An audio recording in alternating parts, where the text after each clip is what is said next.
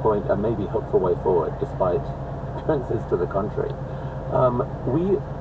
In those early years, the late 90s, up to maybe 2010, 2012, it was very easy, I would say, to tell a super compelling, optimistic story about technology, for example, and where it would take us all. It really seemed like, at a first level of approximation, the planet was growing a brain. The brain was called the internet. The brain was going to connect people together and make life better for the whole world, just in the way that our own brains look after our bodies, and that it would allow people to see each other who'd never seen each other before. The truth would be one click away. Our circles of empathy would expand, etc., etc., and etc.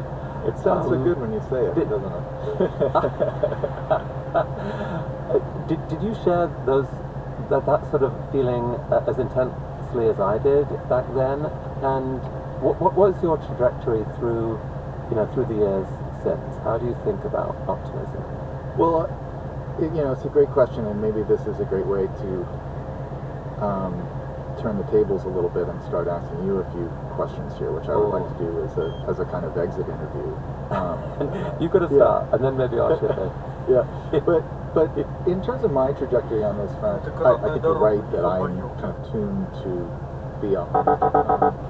With the internet, I was definitely drawn into it and very excited about it. But even in emergence, I talked a lot about it in decentralized communities online, that there were dangers of all sorts. I didn't talk so much about things like polarization, but misinformation and trolls and things like that. I mean, I was writing about that stuff in '99 and 2000, and I think the metaphor I always use that was explicit in emergence is to think about the internet in terms of the history of cities.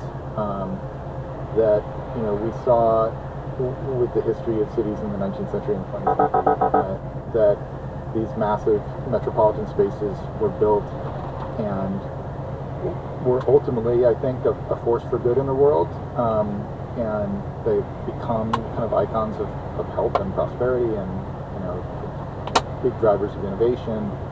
They're better for the planet to pack people into big cities and not have them sprawl out. So there are lots of reasons why cities are ultimately good things, but boy, did they have a lot of problems when they were getting developed. And obviously that's a central part of the story of Ghost Map, is just how awful it was on some level to live in London in 1854 before we'd solved a whole host of problems about how to live in that scale of a human settlement. And so I think of the